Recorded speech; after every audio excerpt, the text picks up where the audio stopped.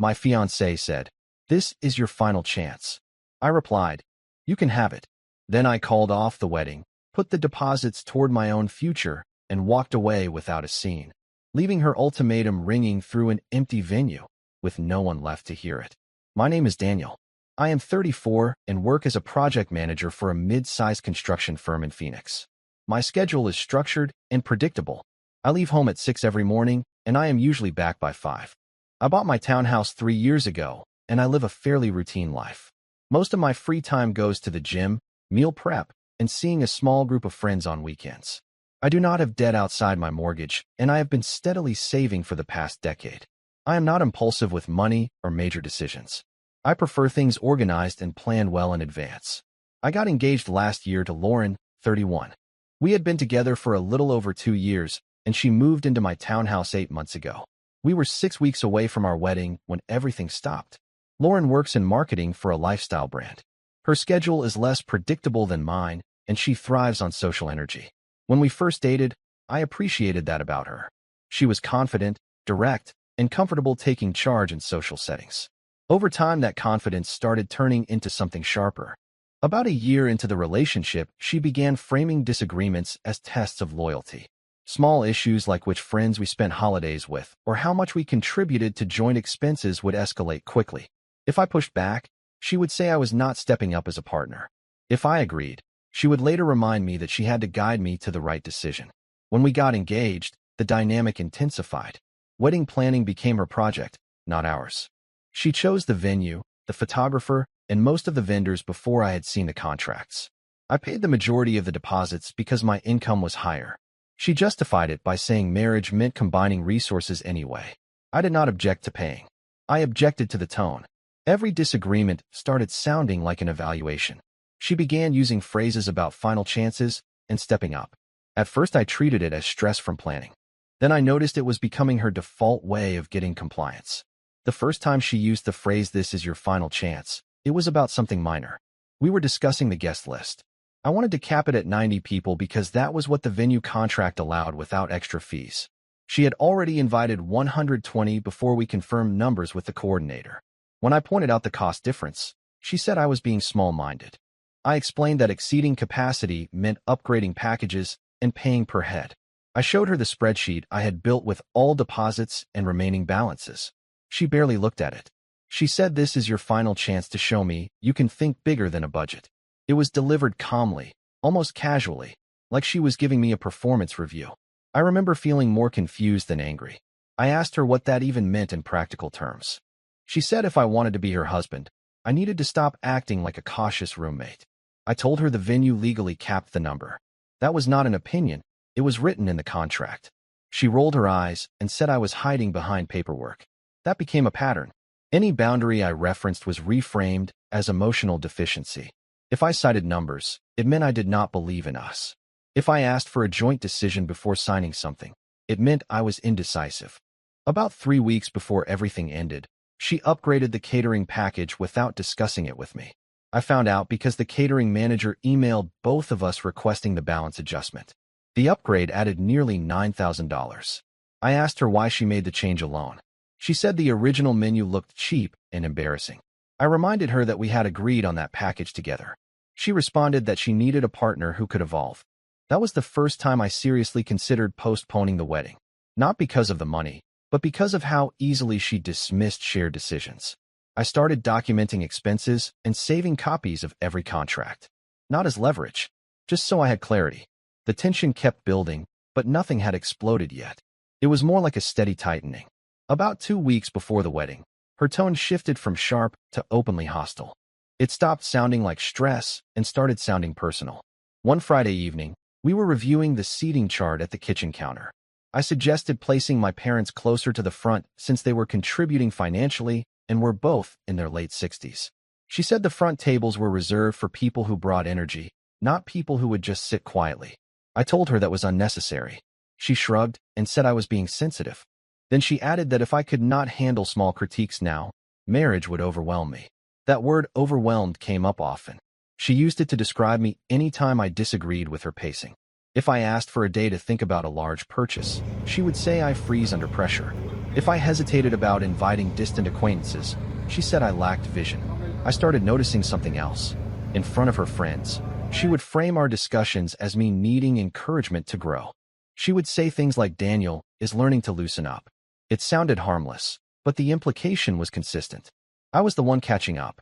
One night after her friend's birthday dinner, she told me privately that several people had commented on how serious I seemed. I asked who specifically. She said it did not matter. It was the overall impression. I told her I was not interested in performing a personality to satisfy her social circle. She responded that marriage required adaptation. I did not yell. I did not insult her. I simply told her that I was not going to adjust my core temperament for optics. That conversation ended with her going silent for the rest of the evening. The next morning she was overly cheerful, almost theatrical. She made breakfast and acted as if nothing had happened. That swing from criticism to exaggerated warmth made it harder to track what was real. At that point, I stopped discussing long-term plans beyond the wedding. I handled logistics. I kept my tone neutral. Internally, I began preparing for the possibility that the wedding might not happen. The real escalation started over something small but revealing. We were reviewing final payments for the venue. The balance was due in 5 days. I had already transferred my portion into our joint wedding account and was waiting for her share. She had agreed to cover a specific percentage based on our income difference. When I asked if she had moved the funds yet, she said she was short that month because she had booked a bachelorette weekend that went over budget. I asked how far over. She said a few thousand. I told her we needed to adjust somewhere else to stay within what we had agreed. She immediately shifted the conversation away from numbers. She said a husband would cover it without making it transactional. I reminded her that we had decided on the split together. She said I was nickel and diming her during a once-in-a-lifetime event. That was when she used the phrase again, but more pointed. She said this is your final chance to show me you are ready to be a real partner. I asked her what would happen if I did not meet whatever standard she had in mind. She said then maybe we should rethink everything. The way she said it was not emotional. It sounded procedural, like she was outlining consequences in advance. I told her calmly that if she wanted to rethink everything, we could do that now instead of 5 days before payment was due. She looked surprised that I did not panic. She said I was being dramatic. I did not argue further. I transferred the full remaining balance from my personal savings to avoid breaching the contract. I also contacted the venue to confirm the cancellation policy in writing. The deposit was non-refundable, but partial payments beyond that had conditions depending on timing. I did not tell her I had checked. That night, she acted normal again. She showed me decor ideas and talked about honeymoon excursions. The whiplash between threat and enthusiasm made it clear the ultimatum language was strategic, not emotional. For the first time, I started thinking about the deposits not as wedding expenses, but as sunk costs. The conversation that ended had happened on a Tuesday evening, about 4 weeks before the wedding. I had just come back from work and found her on the couch scrolling through her phone. There were open tabs on her laptop for upgraded floral arrangements. I asked if we had finalized that vendor already. She said she was exploring options. I reminded her we had signed a contract with a specific florist 2 months prior. She said the original design looked safe, and she wanted something that made a statement. I asked how much the new proposal would cost. She said roughly $12,000 more. I told her that number was not reasonable given what we had already spent. I did not raise my voice. I simply stated that I would not approve another major increase. She closed her laptop slowly and looked at me like I had failed an exam. She said, I need you to understand something. This is your final chance. Either you start acting like a man who can lead with confidence, or I am not walking down that aisle. There was no hesitation in her delivery. It was calculated and controlled. She expected me to react with urgency. She expected me to negotiate. Instead, I felt something settle. I asked her to clarify what acting like a man who can lead meant in concrete terms. She said it meant not questioning her vision and backing her publicly and privately. I told her that backing someone does not mean financing every impulse without discussion. She said I was embarrassing her with my limitations. That word limitation stood out. I thought about the pattern. Every disagreement reframed as a character flaw. Every financial boundary treated as insecurity. Every pause labeled weakness. So I responded without raising my tone. You can have it. She looked confused and asked what that meant. I told her she could have the final chance. I was done being evaluated. She stared at me, waiting for the follow-up where I would reverse course. There was none. After I said that, she waited for me to elaborate. When I did not, She started explaining what she meant by leadership again, slower this time, like I had misunderstood her the first time. I told her I understood perfectly. I also told her the house was in my name. The mortgage was in my name. And if she was reconsidering the wedding based on my refusal to fund more upgrades, then we should separate immediately instead of stretching this out. She laughed at first. She thought I was posturing. I went upstairs and took 2 large storage bins from the garage. I came back down and started folding her clothes from the hallway closet into one of them. That is when she realized I was not arguing. She followed me upstairs and asked what I was doing.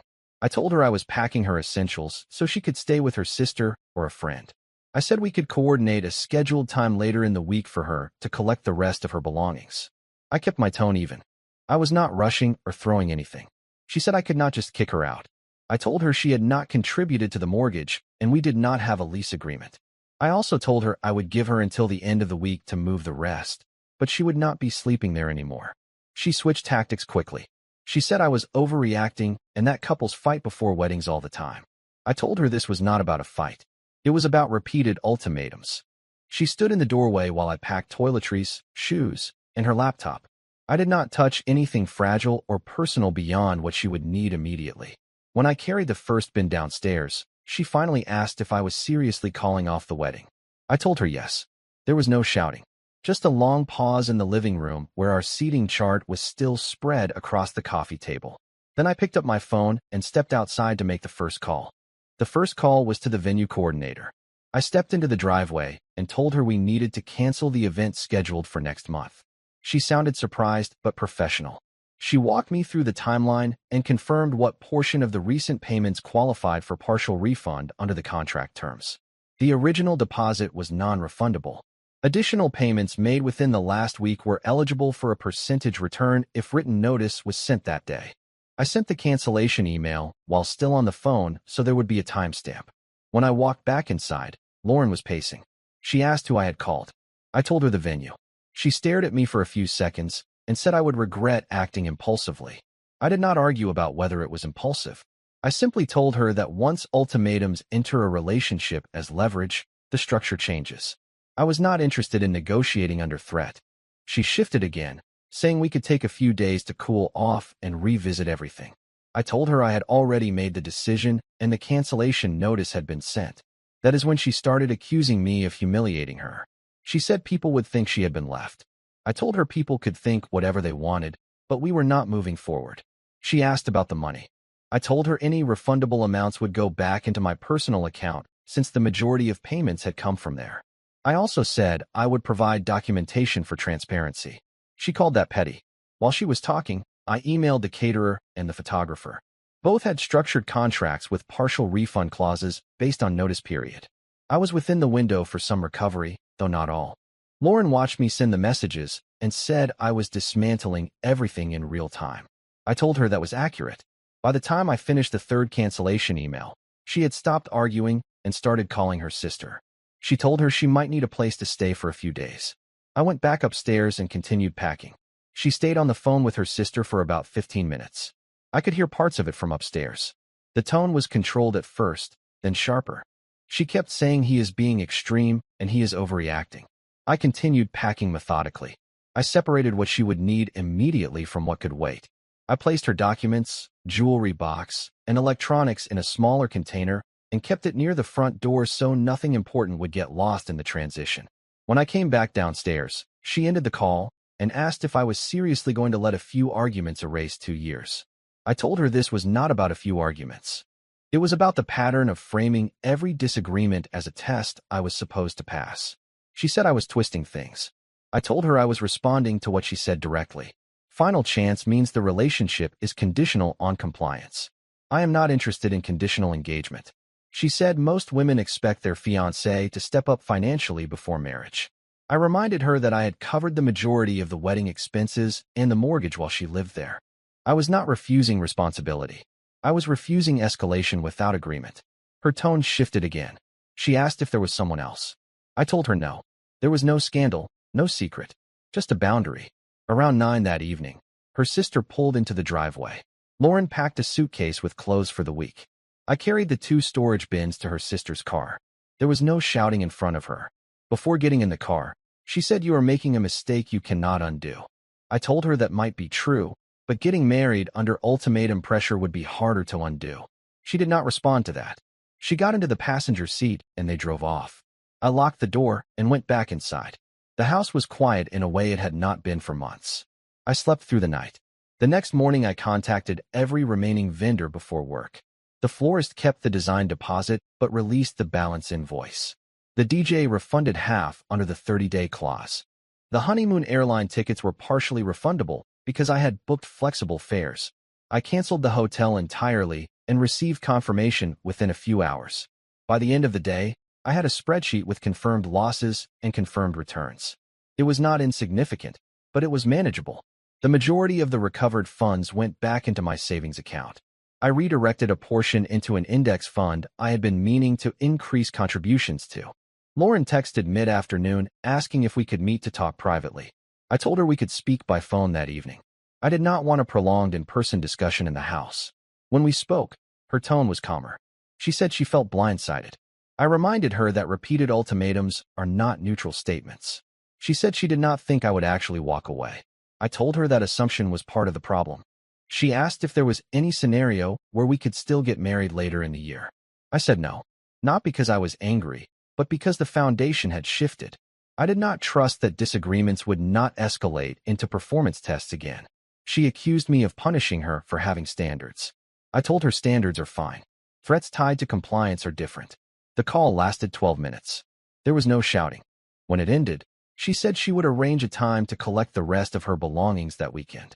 That Saturday, she came with her sister and 2 large suitcases. I stayed in the living room while they boxed the remaining clothes and decor items she had purchased. I handed over the smaller container with her documents and jewelry. I asked her to confirm she had everything important. She did not look at me much while leaving. There was no dramatic final exchange.